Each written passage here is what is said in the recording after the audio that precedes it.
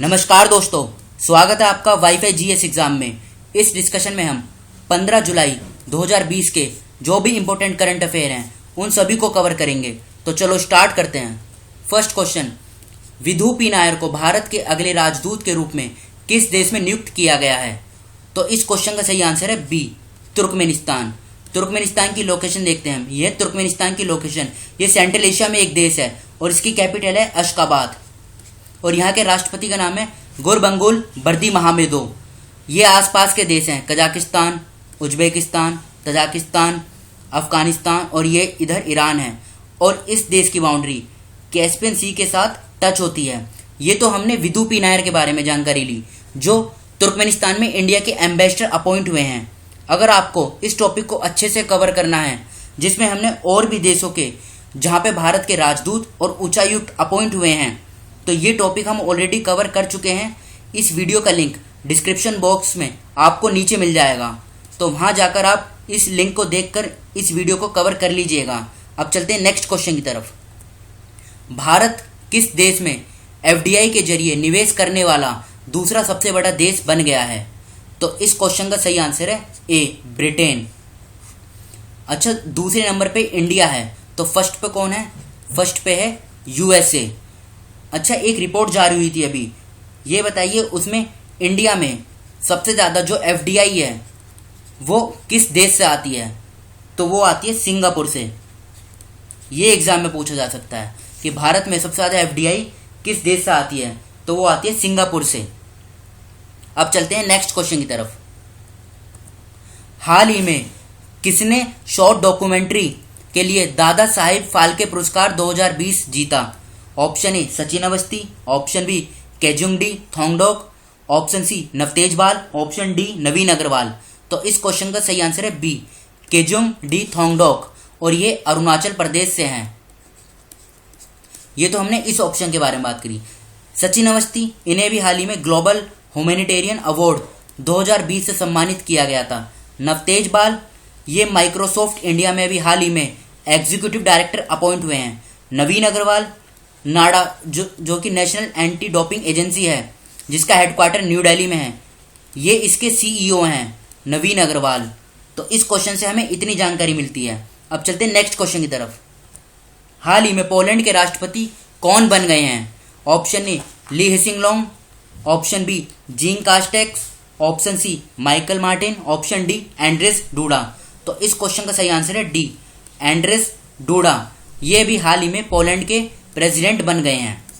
ली हिसिंगलोंग, ये कौन है? ये सिंगापुर के नए प्रधानमंत्री अपॉइंट हुए हैं अभी हाल ही में। जीन कास्टेक्स, ये फ्रांस के प्रधानमंत्री अपॉइंट हुए हैं अभी हाल ही में। और माइकल मार्टिन, ये आयरलैंड के प्रधानमंत्री अपॉइंट हुए हैं। तो याद रखिएगा, ये ऑप्शन भी इंपॉर्टेंट है, एग्जाम में पूछा जा सकता है। अच्छा, हमने यहाँ पे पढ़ा था पोलैंड के प्रेसिडेंट अपॉइंट हुए हैं एंड्रेस डूडा। पोलैंड की करेंसी क्या है? पोलैंड की करेंसी है पोलिश ज़्लोटी, पोलिश ज़्लोटी। और पोलैंड की कैपिटल क्या है? पोलैंड की कैपिटल है वर्षा। और ये कहाँ पर है? ये यूरोप में एक देश है। तो इस क्वेश्चन से हमें इतनी जानकारी मिलती है। अब चलते हैं नेक्स्ट क्वेश्चन की तरफ। रोको टोको अभियान किस राज्य सरकार द्वारा शुरू किया जाएगा? Which state government will start the रोको टोको कैंपेन? तो ये कैंपेन स्टार्ट किया जाएगा मध्य प्रदेश सरकार के द्वारा। इसमें क्या होगा? जो लोग मास्क नहीं पहनते हैं उनको मास्क प्रोवाइड किया जाएगा, लेकिन फ्री में नहीं, उनसे 20 रुपये लिए जाएंगे एक मास्क के बदले। तो याद रखेगा। अब बात मध्य प्रदेश की है, तो मध्य प्रदेश के सीएम कौन है? मध्य प्रदेश के सीएम है शिवराज सिंह चौहान। और यहाँ के गवर्नर है लालजी दास टंडन, लेकिन ये अभी बीमार चल रहे हैं। तो मध्य प्रदेश का जो गवर्नर का चार्ज है वो संभाला है उत्तर प्रदेश के गवर्नर आनंदीबेन पटेल ने।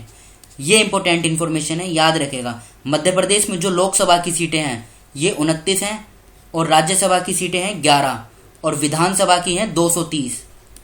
याद रखेगा, एग्जाम में ये भी पूछी जा सकती है कि किस राज्य में लोकसभा की कितनी सीटें हैं, राज्यसभा की और विधानसभा की कितनी सीटें हैं। अब चलते हैं नेक्स्ट क्वेश्चन की तरफ। हाल ही में किसने स्टायरीन ग्रैंड प्रिक्स 2020 रेस जीत ली है? देखो, ये रेस अभी हाल ही में ऑस्ट्रेलिया में हुई थी। तो इसको जीता है लुइस हैमिल्टन ने। और ये कहाँ से हैं लुइस हैमिल्टन? ये ब्रिटेन से हैं और ये मर्सिडीज़ के ड्राइवर हैं, याद रखिएगा, मर्सिडीज़ चलाते हैं ये लुइस हैमिल्टन। रस्किन बॉन्ड कौन है?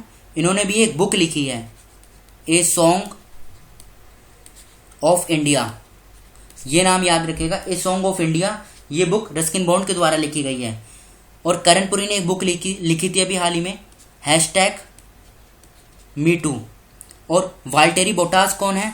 ये वाल्टेरी जो बोटास हैं, इन्होंने भी हाल ही में Austrian grand prix F1 race जीती थी 2020 की, ये बात याद रखेगा। Australian grand prix F1 race 2020 ये वोल्टेरी बोटास ने जीती थी। और ये कहाँ से हैं वोल्टेरी बोटास? ये फिनलैंड से हैं। तो अब चलते हैं नेक्स्ट क्वेश्चन की तरफ। किस वर्ष तक भारतीय रेलवे 100% स्वच्छ ऊर्जा पर चलने वाला विश्व का पहला ग्रीन रेलवे होगा? Option A 2022, option B 2025, option C 2027 या ऑप्शन डी 2030। तो इस क्वेश्चन का सही आंसर है ऑप्शन डी 2030। तो आज के इस डिस्कशन को हम यहीं पे रोकते हैं। जो स्टूडेंट नए हैं वो इस चैनल को सब्सक्राइब कर लीजिए। तो थैंक यू।